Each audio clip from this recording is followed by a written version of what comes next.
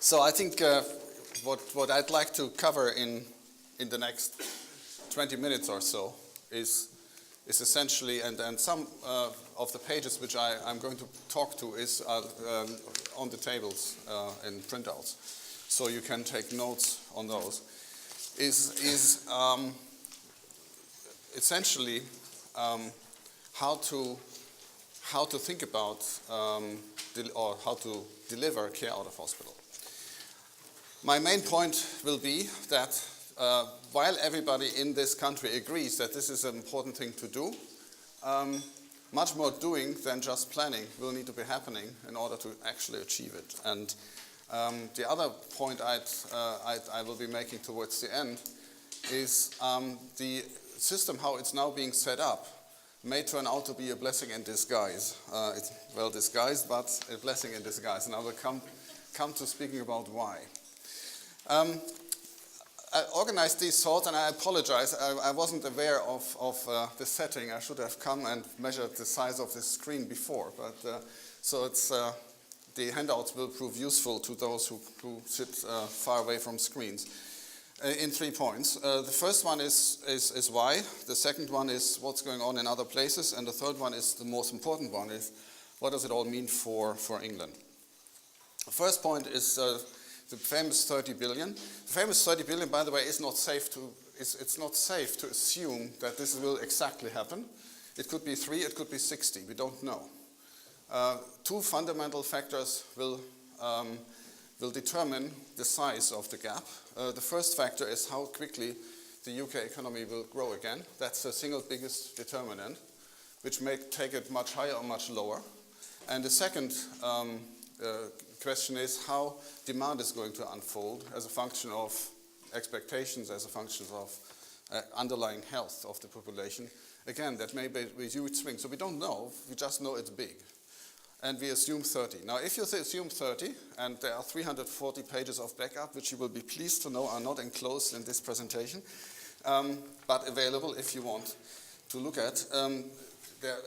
If you really push it hard, you can just about find the 30 billion if you push every single lever there is. And I will not dwell on what these all are, but basically every single thought or theme. There's a lot of people saying this is the answer, integrated care is the answer, just long-term conditions, this or that. Lots of people have different theories of what the answer is. You need to kind of do pretty much everything there is possible to do and implement it all in order to get to the 30 billion. So that's unlikely going to happen, and that's why I think the challenge is, as this morning was described, significant. I will not dwell further on it in this presentation though. However, if you do a simple trick and just imagine yourself, how would this system in very, very crude terms look in the year 2022? This is the answer. So if you did all the things which are on the previous page, and if you make lots of assumptions about productivity changes, etc., you can just about imagine a system in which you have more nurses than you would otherwise have, slightly less doctors, more GPs, much less beds, and you lose a big hospital every year between now and 2022, roughly, in capacity terms.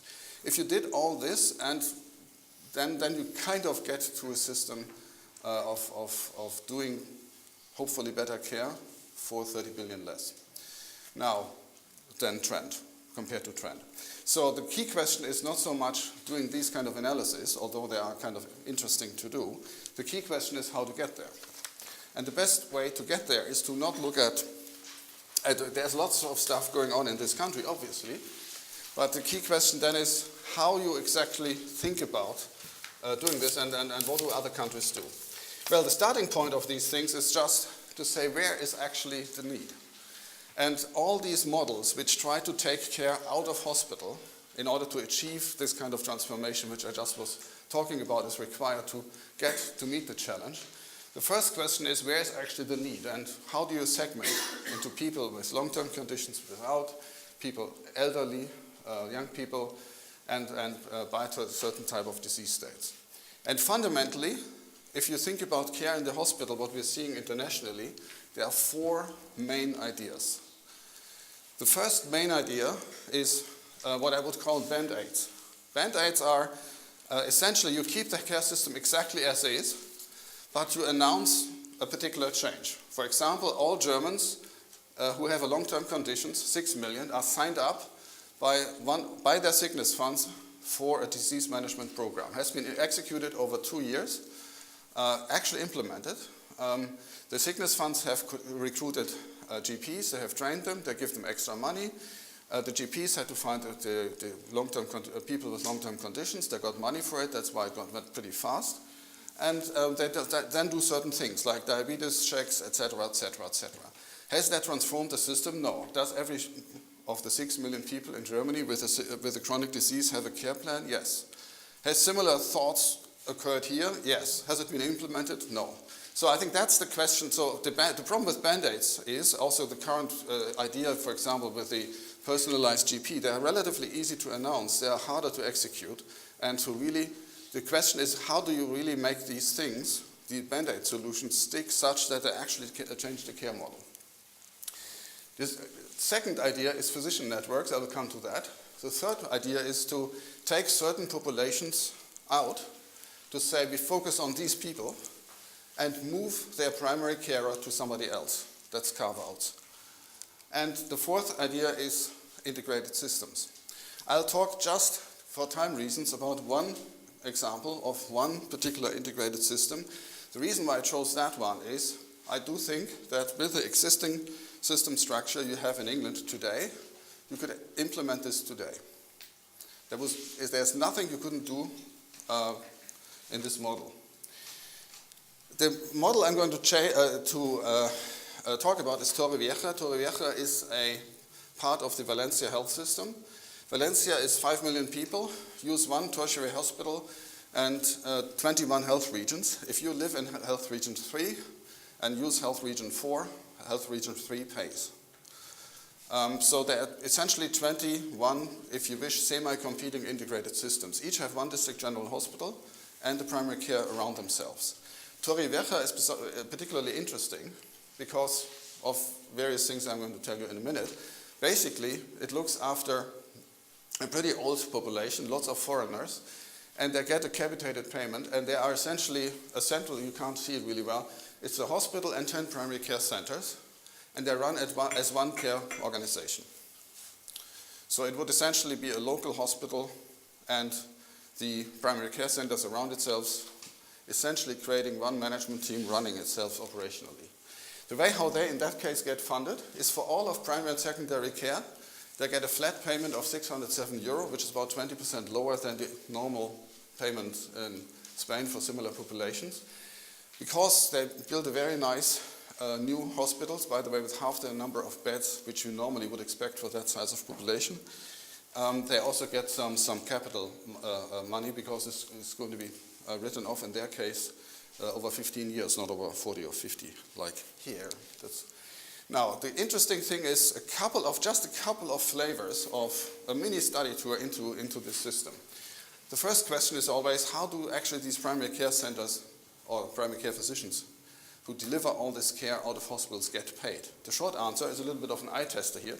This is a very simple, everything in Valencia is very simple. That's one of the secrets of success. This is what's the money coming in. This is the money for hospital care. This is the money for other care and so on. And on the right is what's left. This is by month. They simply take last year or the previous years. They then predict what they expect the surplus of a clinic to be. They then say we'll plan a certain improvement ratio, in this case 4.9%. They need to be 4.9% more productive this year than last. And if they do that, there is a pretty steep monthly pay incentive to each physician of achieving that objective. It's lots of people think this is a little strong. What they achieve with this system is incredible. On the top line, you see the referrals to the hospital by GPs, and you see a year by year after this thing was introduced, year by year improvement. You see basically the waiting list disappearing. More importantly, you see this as a system which is in Spain awarded with all sorts of quality accolades. Every single quality award there is in Spain, is happening in Valencia. And then they have a very interesting IT system. This was, by the way, programmed, homemade, by themselves for a population of 200,000 people. Cloud-based, you will not like all the security aspects of it, but you will like the functionality. This thing, for example, is you type the word urgent, and they do this, as you can see from the screenshot, they do this already for a long time. You would probably see even nicer iPhones there today. But anyway, as a registered, capitated member with this plan, you send the word urgent to this particular number, and by return SMS, you get the waiting time in minutes at this particular point in time next to the GPS point of where you send it from. So basically you say, here's your GPS point, here are the next 3 or 4 clinics, and you get the waiting time in minutes at that point. In order to do that, you've got to have a couple of things in place. Obviously, all the primary care centers have an electronic patient flow system in place. The hospital, they're all linked. The entire emergency care system is on this patient flow system. It's a very simple web-based, cloud-based system. And what happened? The number of unnecessary emergency visits went from was always low, was 18%, down to 4%, pretty much immediately after introduction. The background of this is a pretty basic EMR system with all sorts of things which I will not, for time reasons, dwell on. You can easily access this from home, so a physician can look into this from home, a patient can access from home, or from any care setting, really. And there is also a permanent, some of these words are written by the local teams, and funny, we need to probably edit that a little, anglify it a little bit for this purpose, but anyway, you get the point. The system not only manages the patient interface, but also helps essentially in load management of physician shifts. So if there is lots of stuff going on, try to get physicians earlier to turn up for shifts and so on, which is pretty essential if you want to have 24/7 working with any kind of load management systems. Basically, you will over-resource the system. So that's what supermarkets do. That's anyone who has kind of uneven demand over time needs to have some kind of labor scheduling system aligning demand and supply. In addition to all this, all the usual things in digital healthcare, like access to my health information portals and so on, is being given to patients. So this is the reason why I like this example is they have solved a number of things. They have served their own population well. They have served 600,000 tourists well. This SMS thing which I'm talking about works in 68 languages, believe it or not. So it could even be done in East London. So it's incredible. So, and the whole thing works for €607 per capita for all of primary and secondary care per year. And the key secret behind this is there is one management team which does nothing else than run this thing. When there is no kind of complication, there's one head of IT, there's one head of finance, there's one head of this, there's one head of that. It's basically one system. And they come together and run themselves. Other example is fundamentally that's not achievable. I would call this hospital-led system because the management team is de facto running the hospital as well as the primary care. I was focusing on the primary care, they obviously run the hospital as well. Alternative example around the world is more the opposite end, to say physician networks. Many, many examples around the world. It's very hard to summarize them all. Of course, there are some emerging ones here as well. Just from study tour last week, in New York, the Westmed Physician Clinic, essentially centered around a facility, similar to Polycom in Berlin as well, which then federated doctors outside. 50 to 80 doctors, 20 specialties, plus primary care 7 days a week, various basic kit. You see, it's basically the same as any German or Norwegian, integrated system would look like. The carpets are a little nicer, and the physicians, in this case, offices look very nice, probably for European standards unaffordable rates, but the system is basically the same everywhere. This one is very interesting. They have at Westmed a quite interesting, again, electronic system to look after quality by physician.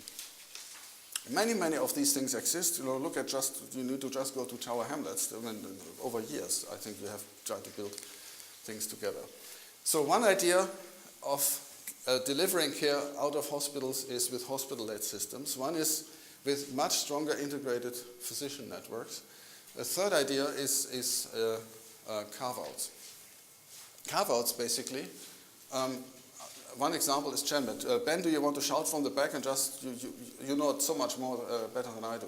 Just shout. So GenMed is a primary care-based system that takes a capitation for an elderly population with chronic disease. The capitation that they take is about $10,000 a head, which works out to be actually about the same in the NHS once you adjust the currency for that population.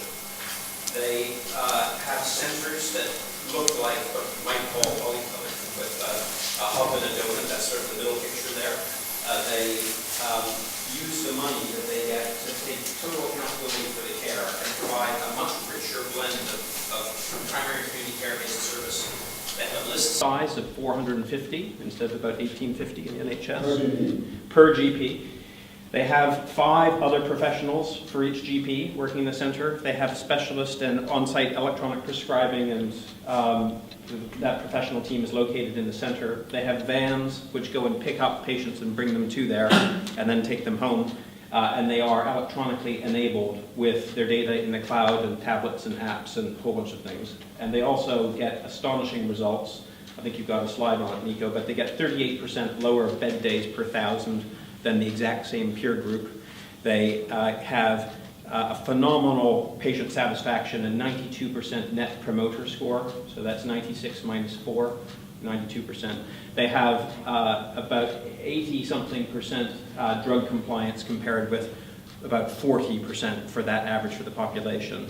And the core to this model is that it's designed to meet the specific population, the funding flows with it. They have an organizational model and culture dedicated to it. They hire a very specific profile of doctors and also directors for these centers. They hire from the Marriott for people that are going to be the operations directors. They've worked out that's who is the best suited to run them. And that the information flow is used to really power an enabled culture to deliver these phenomenal results. And I think one particular aspect I would like to draw out, they have learned from Kaiser Permanente and others who are kind of much bigger integrated systems. Fundamentally, they segment patient populations and assign the primary physician who is particularly skilled at this particular. So these, GenMed has the high-end, if you wish, GPs who are really skilled at looking at very complicated, chronically ill people, and that's all they do. While there is, outside the system, somebody else looks after the rest of the population. So it's a shift in primary physician. Hence carve out. You carve something out from the system and deal it with there, while the rest of the system remains there. Now, from our point of view, there is not much you would need to change in terms of the overall system setup in order to get to these. And indeed, if you not just look internationally, there are many examples growing in the NHS. We probably spent over the last year too much reorganizing and thinking about commissioning and so on. We probably did not spend enough time on really fundamentally also pushing on the provider side out of hospital care. But that's emerging. And if you think about what does all of this mean, in each of these 4 things, you could, in terms of band-aids, you could easily create kind of a dementia care pathway and then a consortium of providers who work together to look after that patient, switching primary provider maybe. You could think about various other things. But then on these more kind of radical models, why not, starting with the hospital-led systems, why not create an academic integrated care FT? FTs need to basically do more than 50% healthcare. That means they can also do social care. Why not around a high-performing academic medical center, create an integrated FT for 1 million or 2 million people, and literally insourcing lots and lots of things. Why not creating a health and social care trust? Some have already done this. Torrevieja has many years done this. I hope over the reforms, not more was destroyed than could be achieved in the future. But so that's kind of the big organizational stuff, and we understand there are about 20 or so discussions in the country about these things. How can we give them a little bit of a push? I'll come to that in a second. Then in terms of carve-outs, this GenMed model, you could imagine in areas, you could easily scale up the GP with special interests and make this really stick. You could say for a particular CCG, there is a group of GPs who look after this particular patient population in a different way. You switch patients to them. At least you make the offer to patients that there is a new model. You would then need to, of course, also change pay. You would need to resource those chosen GPs with special interests higher, and by definition, by conclusion, you would need to resource the remaining part lower. And you have then a two-tier GP system, one for the kind of general population and one for the really difficult long-term condition people. And that may be a way how to implement the whole named physician thing in a proper way, rather than in a managerially sound, sustainable way, because then you can IT support the people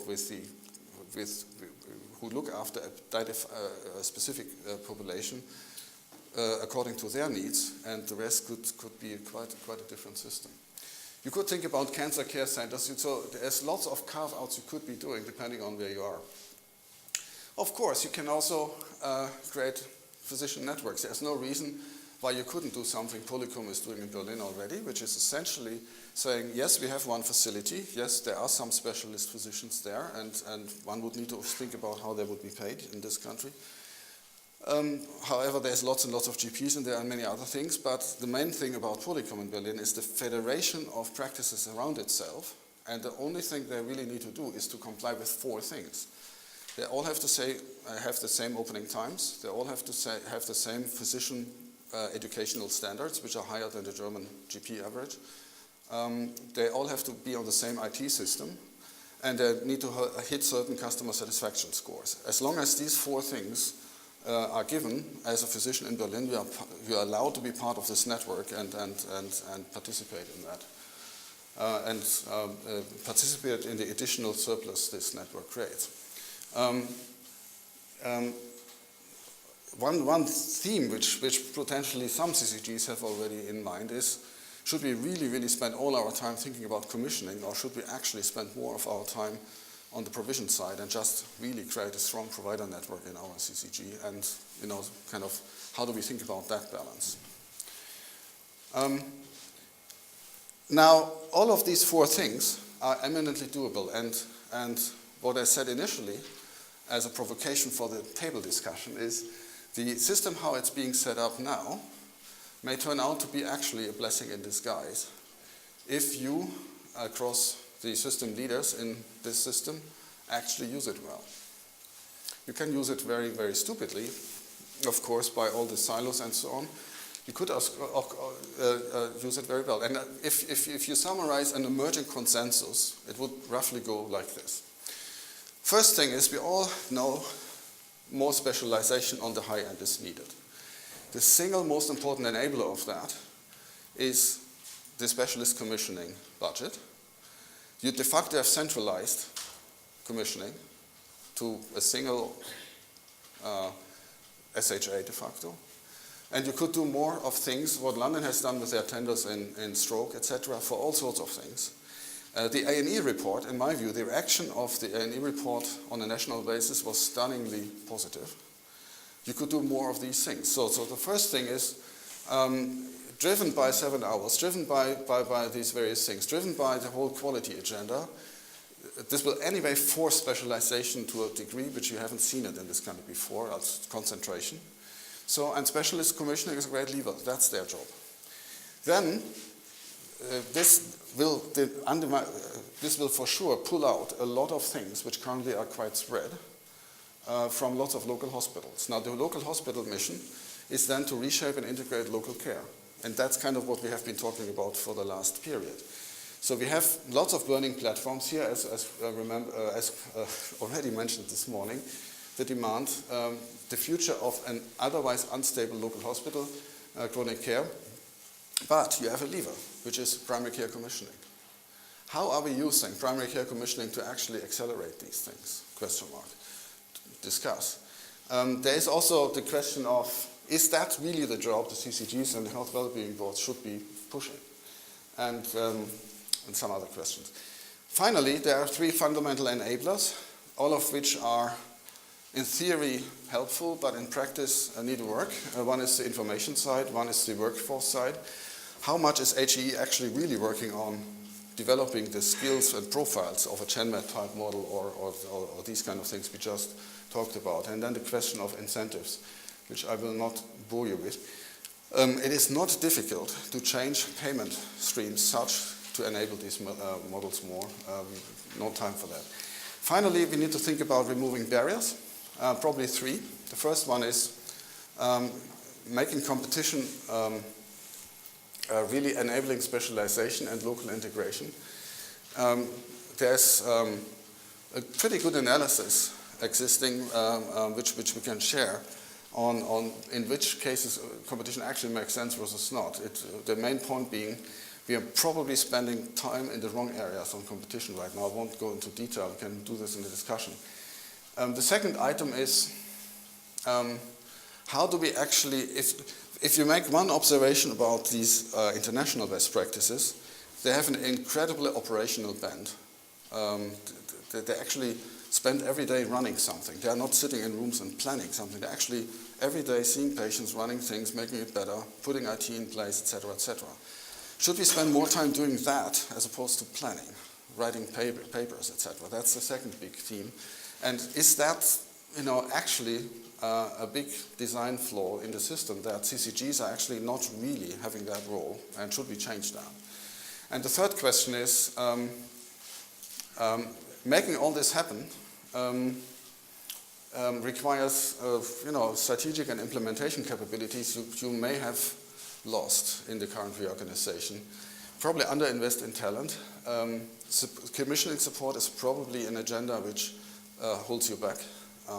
One way or the other needs to be sorted, either the way how it's drafted or change it all. But unless that's sorted, I think commissioners cannot make the specialist and local decisions actually. And the final one, creating and developing managerial talent, not just the clinical talent. It's not popular in the political tune, but very important to make any of this happen. Thank you very much.